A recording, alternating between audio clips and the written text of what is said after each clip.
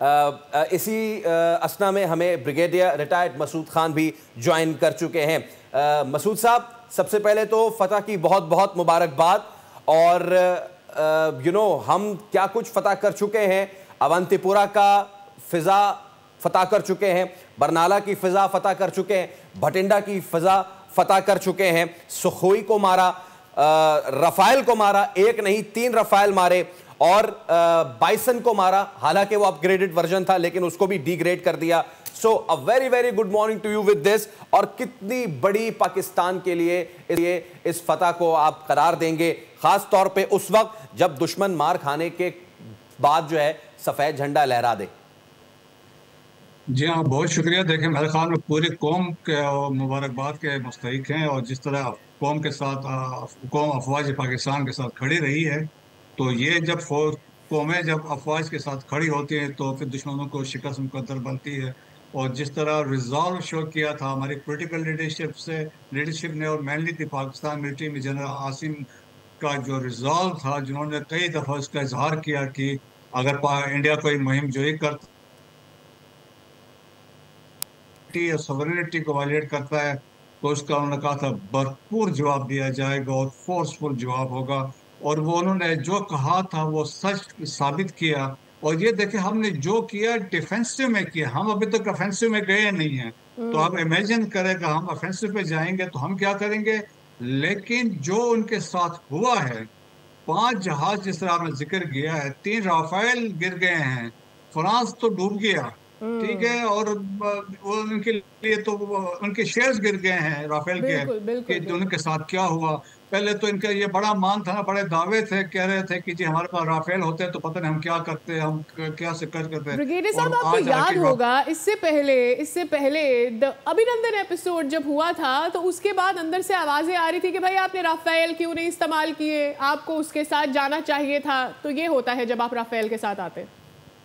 जी हाँ, देखिए, इसीलिए मैं कह रहा हूँ ना कि असल में it is man behind the gun. देखिए, पाकिस्तान जो एयरफोर्स है, और यकीनन हम इसको बड़ा सही कह सकते हैं, it was a Swift retard 2.0, जो आज एक्सप्रेस ट्रिब्यून का सुपर राइटली लीड है। पुट, तो राइटली सही पुट। मानों में उन्होंने कहा है कि उस वक्त हमने रिएक्शन थोड़ा लेट किया था, टाइम लेके किया था। लेकिन इस मिलिट्री लीडरशिप के होते हुए हमने टाइम जाया नहीं किया, there and then we responded. और रिस्पॉन्ड भी ऐसा किया, कहते हैं ना, दुश्मन के दिलों में हैबत तारी हो। ये कुरान में भी है कि अपनी अपनी ताकत को डेवलप करें और जराए जंग के साथ, ताकि दुश्मन के दिलों पे हैबत तारी हो।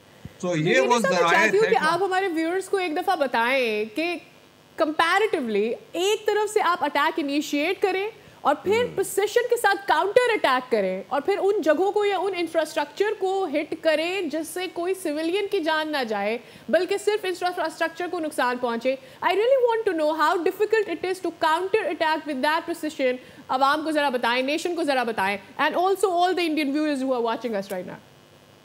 जी हाँ, देखें, एक तो प्रोफेशनलिज्म की बात है जब हमारे एयरफोर्स की बात आती है या ग्राउंड फोर्सेस की बात आती है। जो सिलेक्शन ऑफ टारगेट्स थे वो सारे मिलिट्री थे, कोई सिविलियन टारगेट नहीं थे। सो जब प्रिसाइज हिट भी हुए हैं तो मिलिट्री टारगेट्स पे हिट किए हैं।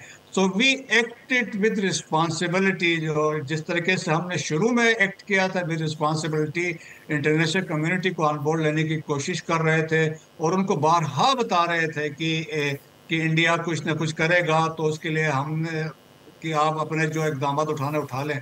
तो इंडिया को बड़ा मैसेज हमने दिया। देखिए, हमने ग्राउंड से भी मैसेज दिया। आज एलओसी के 700 किलोमीटर के एलओसी पे पाकिस्तान इज डोमिनेटिंग। तमाम उनके जितने भी हैं हेड, देखिए, ब्रिगेड हेडक्वार्टर था, 12 ब्रिगेड हेडक्वार्टर लिपा वाली साइड में, that has been destroyed. 6 Mahar regiment का यस। जो बटालियन हेडक्वार्टर था, दैट हैज बीन डिस्ट्रॉयड। और इसके बाद all along LOC there are several post जो दे हैव बीन डिस्ट्रॉयड। और इसके बाद बहुत सारे बंकर्स भी डिस्ट्रॉय हुए हैं, बिसाइड जो जहाजों पे है। फिर देखिए, जो खौफ और हैबत है, जो साइकोलॉजिकल इम्पैक्ट है, जो वहां पे शादियाने जो बजा रहे थे चंद दिन पहले, वार हिस्टेरिया क्रिएट करवा रहे थे, उनके लिए आज डूब मरने का मकाम है।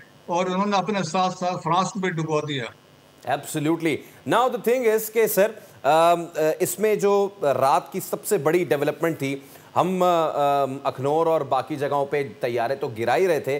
2 पॉइंट्स इसमें, हमेशा से एक फौजी ये चाहता है, एक सिपाही ये चाहता है कि अगर उसे शहादत नसीब हो तो तमगे की तरह गोली उसके सीने पे सजे, पीठ पीछे ना हो।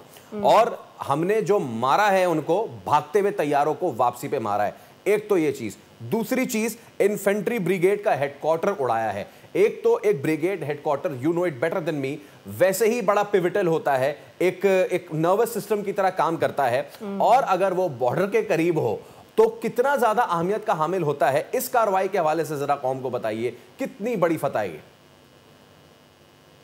फिलहाल में ये जो ब्रिगेड हेडक्वार्टर जिस तरह आपने बताया कि ये तो नर्व सेंटर होता है, इसके नीचे 3 रेजिमेंट्स इन्फेंट्री के भी होंगे, आर्टिलरी सपोर्ट भी होगी, इंजीनियर एलिमेंट भी होगा, जो लॉजिस्टिक्स के बाकी सारे होंगे।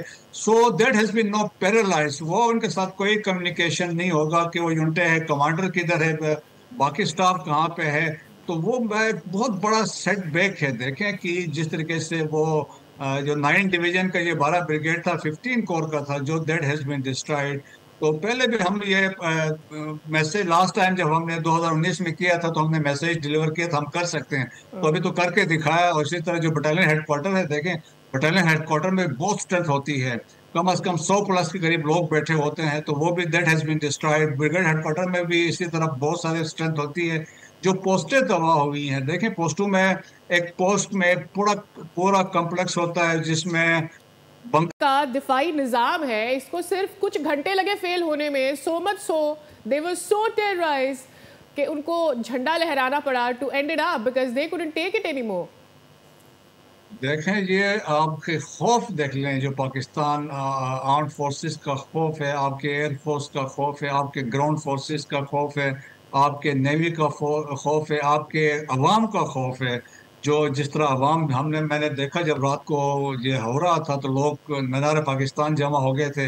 आज सुबह अहमदपुर ईस्ट में, बहावलपुर में, मुरीद के में लोग जमा हैं। दे आर शोइंग अपनी जो solidarity with the armed forces. ये पाकिस्तानी कौम है। तो मेरा ख्याल में एक वाज़ेह मैसेज गया है। और फिर ऊपर से देखिए इंटरनेशनल कम्युनिटी की तरफ से जो कंडेमनेशन आई, प्रेसिडेंट ट्रम्प ने जो कहा इट इज ए शेम, तो इससे बड़ा उनके लिए क्या हो सकता है। ये शर्मनाक है जो उन्होंने वायलेट किया है। तो पाकिस्तान ने जो कि अपने दिफा में किया है, आर्टिकल 51 यूनाइटेड नेशन चार्टर में यूनाइटेड नेशन जनरल सेक्रेटरी ने भी कहा कि वायलेशन की है। तो मेरा ख्याल में कि इंटरनेशनल आज फिर जो कॉलें की है मार्क रूबियो ने, हमारे national security adviser general Asim को और अजीत डोवाल को भी की है। तो उन्होंने कोशिश यही कर रहे हैं कि जो एस्केलेशन है किया जा सके। सब्सक्राइब करें और बेल दबाएं ताकि कोई खबर रह न जाए।